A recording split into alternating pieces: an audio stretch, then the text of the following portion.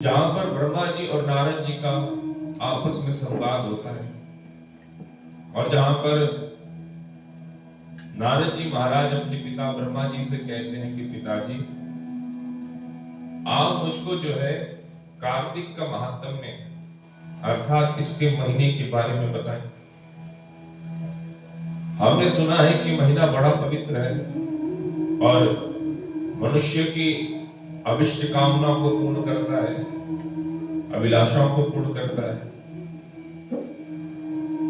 ब्रह्मा जी कहते हैं कि हे पुत्र नारद, तुम बड़े पवित्र हो, साधु हो, इसलिए आपने जो प्रश्न किया है ये अपने लिए नहीं लोकहित के लिए प्रश्न किया।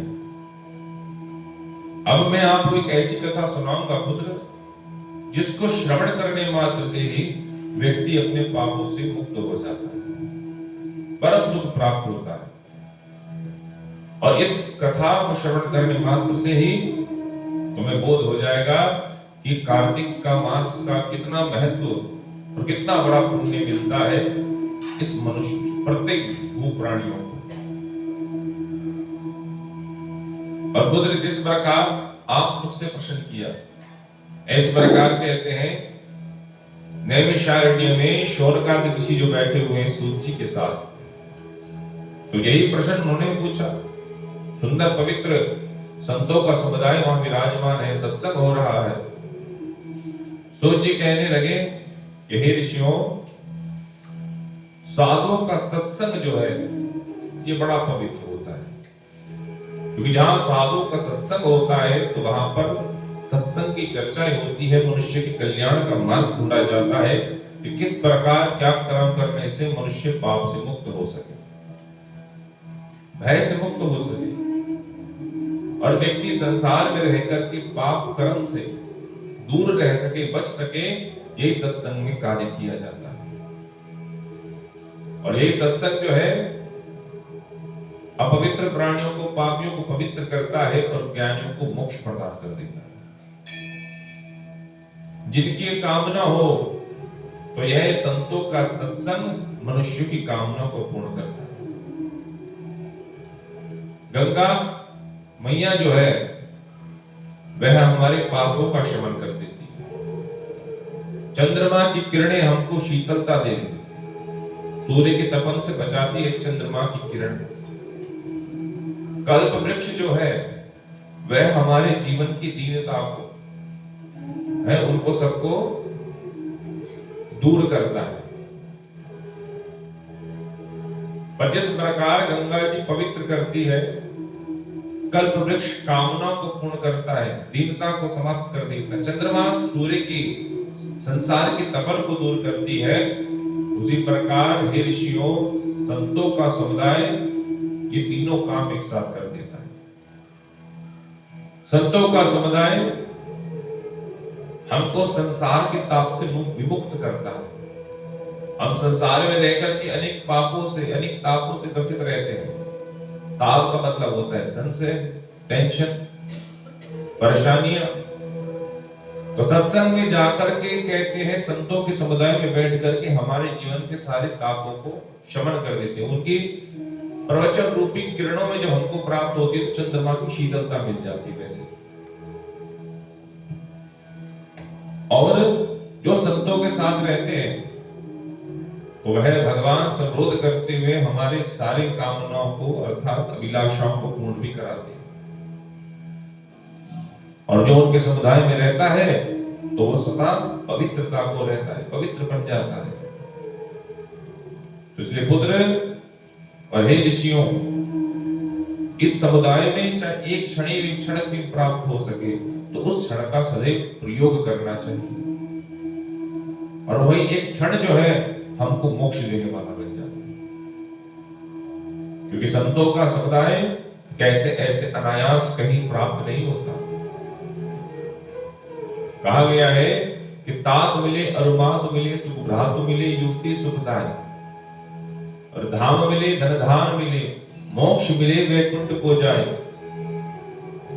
पर संसार में सब कुछ मिल सकता है, पर दुर्लभ संत समागम का है।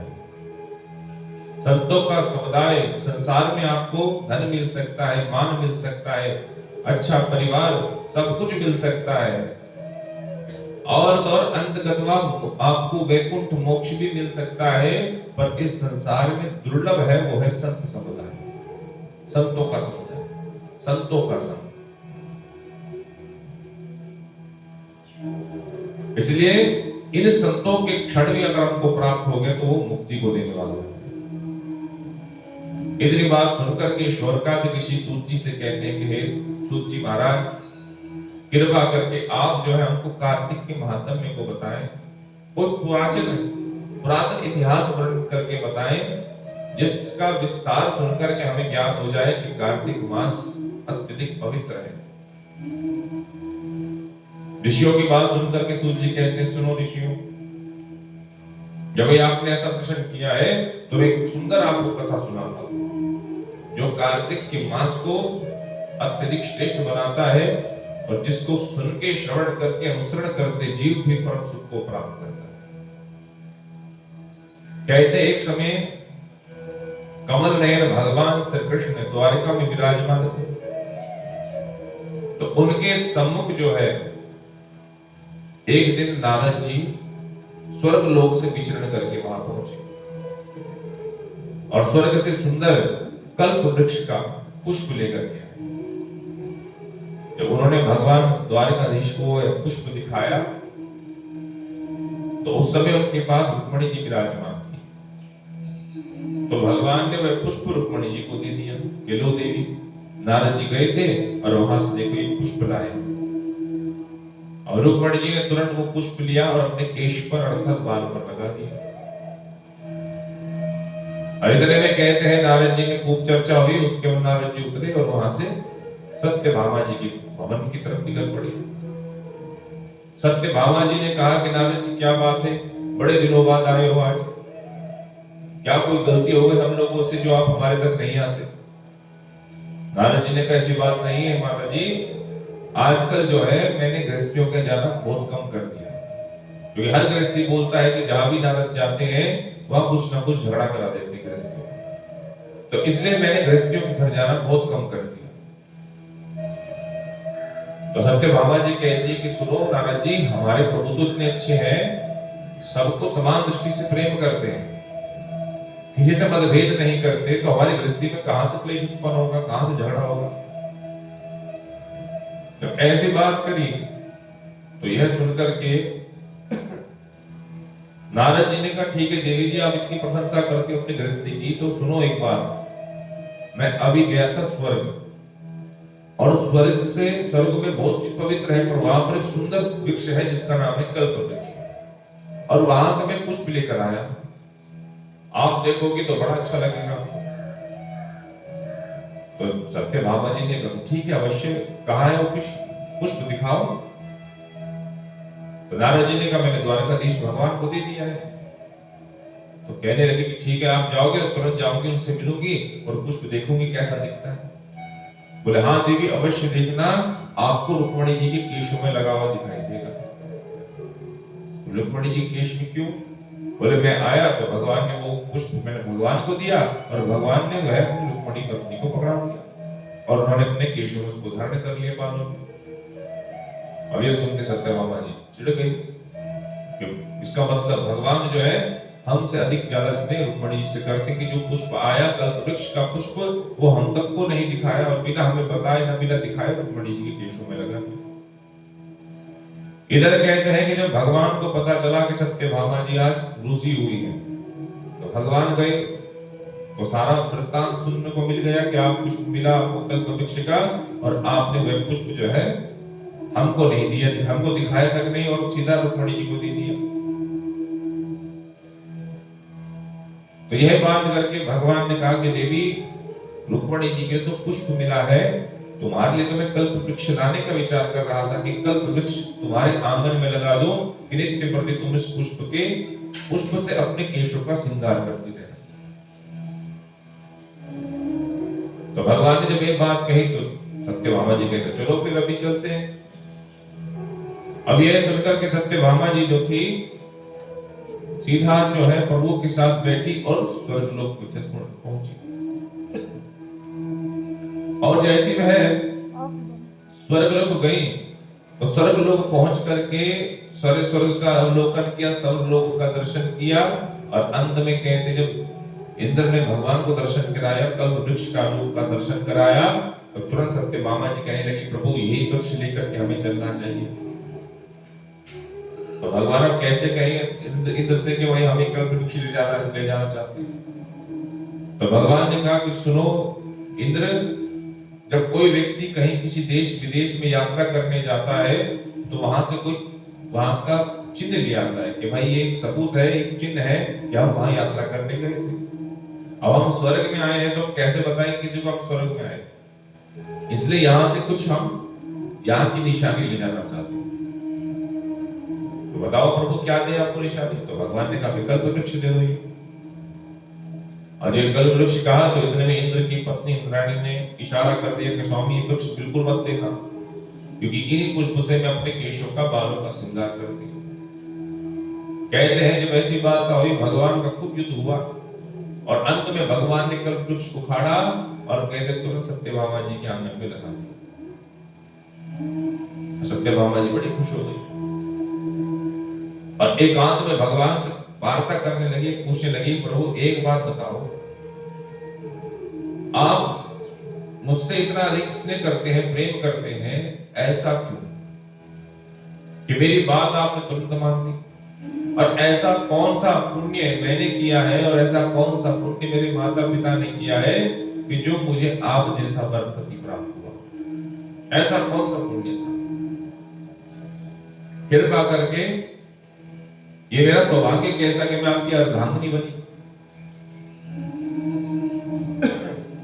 कृपा कर हे प्रभु, मैं आपसे वार्ता सुनना चाहती हूं और जो भी गुप्त से गुप्त रहस्य है कृपा कर वो सब मुझे विस्तार पूर्वक बताएं। भगवान ने बड़े स्नेह से सत्यभामा जी से कहा कि सुनो देवी, मैं आपको ये आपके जन्म का पुण्य नहीं, पूर्व जन्म के पुण्य का फल है, प्रताप है, जो तुम मेरी अर्धांगिनी बनी। और इस प्रकार भगवान कहते सुनो देवी, ये इस युग नहीं, ये सतयुग की बात है। सतयुग के समय में मायापुरी नाम की नगरी, जिसमें अत्रि कुल के सुंदर वेद वेदांतों को जानने वाले, शास्त्रों को जानने वाले एक देव शर्मा नाम के ब्राह्मण रहते थे। बड़े पूजा पाठ में संलग्न, वेद वेदांतों का, शास्त्रों का संपूर्ण पूर्ण ज्ञान था उनके पास। पर देवी उनके यहाँ पर पुत्र कोई नहीं था, सिर्फ एक ही उनकी पुत्री थी और जिसका नाम गुणवती था। और वह अपनी पुत्री को खूब वात्सल्य प्रेम करते थे और कहते उन्हीं देव शर्मा नाम के ब्राह्मण का एक शिष्य था जो उनके पास रहकर के शिक्षा दीक्षा उसने ग्रहण करी। कहते हैं उसका नाम चंद्र था, वह उनका शिष्य था। तो कहते उन्होंने अपनी पुत्री का विवाह अपने शिष्य के साथ कर दिया और कहते हैं कि तीनों के तीनों आश्रम में रह करके अपना जीवन व्यतीत करने लगे। वन में जाते थे, लकड़ियां काट करके लाते थे, सुंदर भोजन बनाते थे, भगवान को भोग लगाते थे और स्वयं भोजन ग्रहण करते थे। कहते एक दिन ससुर और दामाद अर्थात देव शर्मा नाम के ब्राह्मण और उनकी पुत्री का पति दामाद उसका जो है चंद्र, ये दोनों के दोनों वन में गए और वहां जाकर के लकड़ियां संचित करने लगे यज्ञ के लिए, भोजन के लिए। और देवी उसी क्षण वहां पर जो है एक भयंकर राक्षस आया। उस राक्षस को देख करके दोनों के हाथ पैर शिथिल हो गए, स्थित हो गए, प्राण बचाने के लिए भागने लगे। पर उस राक्षस ने उन दोनों को पकड़ लिया, दोनों असमर्थ हो गए और राक्षस ने ससुर और दामाद दोनों को मार करके खा लिया। दोनों को मृत्यु को प्राप्त हुआ। फिर कहते हैं कि अपने पुण्य के कारण, क्योंकि जिस क्षेत्र में वो प्रवास था वो पुण्य क्षेत्र था, तो जिसमें मरने के उपरांत दोनों को, ससुर दामाद को जो है वैकुंठ की प्राप्ति हुई। क्योंकि हे देवियों, हे ऋषियों, जैसे मेघ के बरसात होने पर, जब मेघ बरसता है तो नदियों में जल आता है, और फिर नदियों का जल अंत गदवा जो है समुद्र में जाकर के मिल जाता है। उसी प्रकार कोई भी किसी देवता की पूजा करता है, कोई सूर्य भगवान की उपासना करता है, कोई गणेश जी की उपासना करता है, कोई शिव की उपासना करता है, कोई दुर्गा जी की उपासना करता है, तो भगवान श्री कृष्ण कहते हैं कि देवी कोई किसी की उपासना करे, अंत गतवा घूम करके वो अंत में मेरे पास ही पहुंचता है। देव श्रवण नाम का ब्राह्मण सूर्य भगवान का बड़ा उपासक था। सूर्य की उपासना का ऐसा पुण्य लाभ उसको मिला, प्रताप इतना मिला कि वह दोनों ससुर दामाद मुक्ति को प्राप्त हो गए, सदगति हो गई। और सूर्य लोक से दिव्य विमान आया, उस विमान पर दोनों बैठ करके स्वर्ग लोक पहुंच गए। जब यही सारा वृत्तांत कि मेरे पति और पिता दोनों की मृत्यु हो गई है, तो यह सुनकर गुणवती नाम की जो उनकी पुत्री थी, कन्या थी, कहते रोते रोते मूर्छा को प्राप्त हो गई, बेहोश हो गई। जब पुनः होश आया तो अपने पति तथा पिता की अंत्येष्टि संस्कार करने के लिए धन नहीं था, तो घर का सामान बेच करके उसने अपने पति तथा पिता दोनों का अंत्येष्टि संस्कार कराया। और कहते हैं जब उन दोनों की मृत्यु हो गई, उनका अंत्येष्टि संस्कार संपन्न कर दिया, तो उस गुणवती नाम की कन्या ने भगवान का एकादशी और कार्तिक ये दोनों के नियमों को धारण कर लिया। भगवान कहते सत्यभामा जी, ये दो ऐसे व्रत हैं जो मुझको सबसे अत्यधिक प्रिय है, एक एकादशी और एक कार्तिक का व्रत। और कहते यही दोनों उस कन्या ने, गुणवती ने धारण कर लिया जीवन। वह कार्तिक के महीने में प्रातः काल होकर के गंगा जी में स्नान करती थी, सरोवर में भगवान के सामने दीपदान करती थी, तुलसी के आगे दीपदान करती थी। जहां भी भगवान का मंदिर होता था, प्रांगण होता था, वहां मंदिर में जाकर के भगवान के मंदिर को स्वच्छ करने के लिए झाड़ू सेवा करती थी और खूब भगवान का भजन कीर्तन किया करती थी। और इसी प्रकार भगवान का जीवन प्रयत्न यह इस प्रकार नियम को धारण करते करते उसका मन पवित्र होने लगा, शुद्धि को प्राप्त होने लगी। कहते हैं एक दिन वह इसी कार्तिक के नियम को कर रही थी, शरीर पर ज्वर थी, बुखार थी, और कहते स्नान करके शरीर जो है वो ठंड के मारे कपकपाने लगा। और कहते इसी प्रकार ज्वर के कारण और कार्तिक के में गंगा स्नान के माध्यम से कहते उसका शरीर शिथिल हो गया, अर्थात शरीर पूरा हो गया। और शरीर पूरा होते ही कहते उसकी दुर्गति नहीं परम गति हो गई। सुंदर वैकुंठ से विमान आया और उस विमान पर बैठ करके वह गुणवती नाम की कन्या जो है देवलोक को प्राप्त हो गई। देवलोक जब पहुंची तो कहते हैं ब्रह्मा जी, जब संपूर्ण सृष्टि का विनाश हो गया, जब पुनः ब्रह्मा जी के कहने पर भगवान नारायण जी ने जब पुनः सृष्टि का निर्माण किया, तो भगवान श्री कृष्ण कहते हैं कि देवी जब मैंने पुनः सृष्टि का निर्माण किया और इस मृत्यु लोक में जब कंस नाम के दैत्य ने अत्याचार किया, तो देवताओं के अनुरोध करने पर, प्रार्थना करने पर मैं जो हूं इस भूमि पर, पृथ्वी लोक पर कृष्ण अवतार में जन्म लिया। देवताओं के अनुग्रह करने पर जितने मेरे परिकर थे, मेरे वैकुंठ के परिकर थे, वो सब के सब इस मृत्यु लोक में, भूलोक में कहते सब के सब यदुवंश आदि जन्म को प्राप्त हुए। देवी उसी प्रकार तुम्हारे पिता जो थे देव शर्मा नाम के, देवी वो गुणवती कोई नहीं, वो गुणवती तुम्ही ही हो। और वो देव शर्मा नाम के जो ब्राह्मण थे वही तुम्हारे पिता सत्राजित हुए। और वो चंद्र शर्मा नाम के जो ब्राह्मण थे तुम्हारे पति थे, और कोई नहीं, वो अक्रूर जी हुए। और देवी वह गुणवती नाम की कन्या जिसने कार्तिक का व्रत किया, एकादशी का व्रत किया, देवी तुम उस व्रत के फलस्वरूप तुम ही जो हो सत्यभामा के रूप में तुमने जन्म प्राप्त किया, लक्ष्मी रूप में जन्म प्राप्त किया। और कार्तिक के व्रत से ही करने पर तुम मेरी अत्यधिक प्रिय बनी। तुम सबसे ज्यादा अधिक प्रेम मैं तुमसे करता हूं। क्यों? क्योंकि तुमने अपने जीवन में कार्तिक का व्रत किया, कार्तिक का नियम किया। तुमने अजन्म अर्थात पूरे जीवन पर्यंत तुलसी के वृक्ष का भरण पोषण किया, इसके अंदर दीपदान किया, इसको सींचती रही पूरे जीवन पर्यंत। इसलिए देवी तुम्हारे आंगन में यह कल्प वृक्ष विराजमान था, इसका फल है। और देवी तुमने कार्तिक के महीने में दीपदान किए हैं, दीप जलाया है, इसलिए तुम्हारे यहां पर लक्ष्मी सदैव स्थिर रहती है। कार्तिक के जो तुमने व्रत किया है, उस व्रत का यही फल मिला है कि तुम मेरी अर्धांगिनी बनी, और ऐसी अर्धांगिनी जिसका कभी भी मुझसे वियोग नहीं होने वाला। आप सदैव मेरे साथ रहोगी। और देवी इस प्रकार इस व्रत का फलस्वरूप यही तुम्हें मिला, और यही कारण है कि मैं तुमसे अत्यधिक प्रेम करता हूं और तुम मेरी अर्धांगिनी हो और अत्यधिक मुझसे प्रिय हो। और ये कल्प वृक्ष तुम्हारे आंगन में लगा है, यही तुम्हारे पुण्यों का फल का प्रताप है।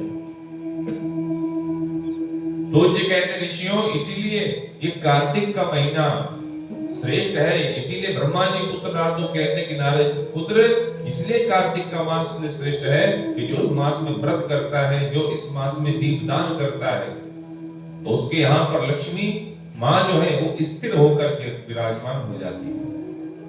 तो कार्तिक का व्रत करता है तो कहते वो भगवान नारायण का अत्यधिक प्रिय हो जाता है, जिस प्रकार सत्यभामा जी उनकी प्रिय है।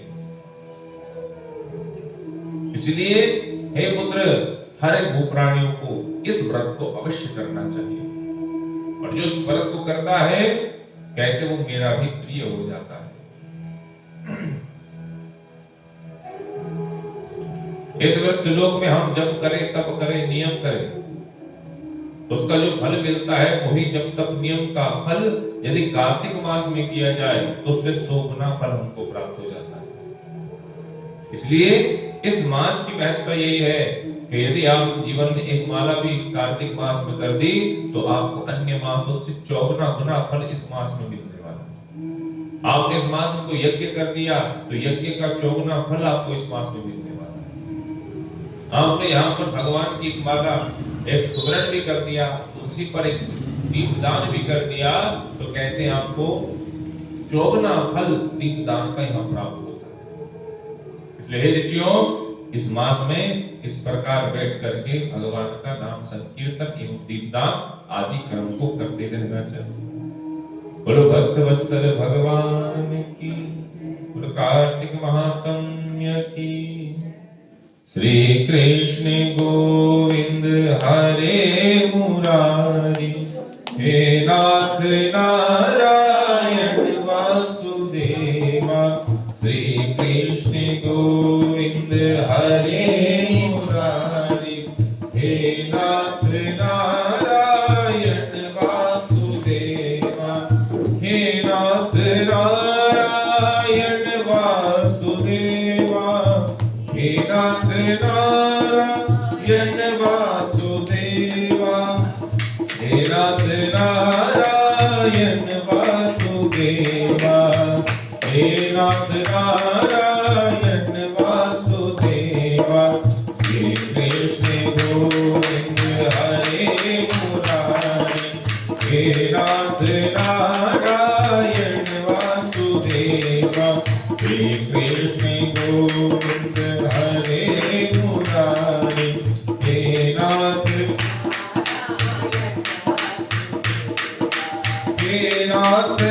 नारायण वासुदेवा। हे नाथ नारायण वासुदेवा, हे नाथ नारायण वासुदेवा। हे नाथ नारायण वासुदेवा। हे कृष्ण गोविंद हरे मुरारी, हे नाथ नारायण वासुदेवा। श्री कृष्ण गोविंद हरे मुरारी, हे नाथ नारायण वासुदेवा। हे नाथ नारायण वासुदेवा। श्री गुरु चरण सरोज रज निज मन जोदाय सुपरसा बुद्धिर तनु जानिके सुमिरो पवन कुमार बल बुद्धि विद्या देव मोहि हर कलेश विकार सियावर राम जय जय राम जय प्रभु राम जय जय राम जय हनुमान ज्ञान गुण सागर जय कबीर तिहु लोक उजागर राम दूत अतुलित बल धामा अंजलि पुत्र पवन कुसुम आनंदी विक्रम बजरंगी सुमति निवार सुमति के कंचन वरण निराज सुमेधा कानन कुंडल कुंडल के आचरण अवदया विराजे काजे मोद जने होता कंबर जुवन के हरि नंदन तेज प्रताप महाजगवंत विद्यावान गुणी अगजानन राम काज करिबे को आतुर प्रभु जगत सुनिबे को रसिया राम लखन सीता मन बसु जुग रूप धरि सिरहि दिखावा विकट रूप धरि रंग जरावा भीम रूप धरि असुर संहारे रामचंद्र जी काज सभा नायक देवन लखन जियाए श्री रघुवीर हरि गोर लाल रघुपति कीन्हि बहुत बड़ाए तुम प्रिय मन सही संभाल सहज बदन तुमरो जग गावे अन कई त्रिपति कंठी लगावे सनकादिक ब्रह्मादि मुनि नारद सहस्र सहित अहिसा जब कुबेर दिगंबर जहाँ थे कवि कोकिल कर सके कहा तुम काल दुखी वही कीना राम मिलाए तुमरो मंत्र भीषण माना लंकेश्वर भय संजनिका दुर्धर्ष योजन बल भानो लीलो काई मधुर बल जान प्रभु कोशिका में मुखमारी जल विलास गए अजरना दुर्गम काज जगत के चेते सुगम अनुग्रह तुमरे थे राम दुआरे तुम रखवारे हो सका जाति बैठा सब जुग रहे तुम्हारे शरणा तुम रक्षक काहू को बंद आवन तेज समानो आपे तीनों लोक हाथ देखा दूर विश्वास जगत में आवे महावीर जब नाम सुना आपने योग हरे सब तेरा जगत निरंतर हनुमत वीर शंकर प्रेम हनुमान अपर राम तपस्वी राजा दिल की काज सकल तुम साजा और मनोरथ जो कोई लागे सोई अमित जीवन फल का चारों जुग बरताप तुम्हारा है पर सिद्ध जगत उजियारा साधु संत के तुम रखवार अधुर निरंतर राम दुआरे अंत से दिनों के दाता असवर दीन जानकी मां राम रसायन तुमरे पासा सदा रहो रघुपति के दासा तुमरे भजन राम जी को हे दुख बिसरावे अंत काल रघुवर पुर जाई जहाँ जन्म हरि भक्त कहाय और देवदास धरि हनुमत से सर्व सुख कर संकट करने मिले सब पीड़ा लोक मिले हनुमत बलवी जय जय जय हनुमान दुखाए कृपा करो गुरुदेव सिना जो जगबान पाठ करे कोई जो नहीं बंदी महान होई जो या हरे हनुमान चालीसा और से सीता की होती सब तुलसीदास सदा हरि प्रिया की जय नाथ हृदय महादेव पवन तनय संकट हरण मंगल मूर्ति रूप राम लखन सीता सहित हृदय मनो दुर्भूप सियावर राम जय जय राम मिले प्रभु राम जय जय राम धर्म की अधर्म का प्राणियों में विश्व का गौ माता की गंगे मैया की संत समाज की पवन सुत हनुमान की शाकुंभरी मैया की नीलकंठ महादेव की वृंदावन बिहारी लाल की राधा रानी सरकार की कार्तिक महात्म्य की जय जय श्री राधे जय जय श्री राधे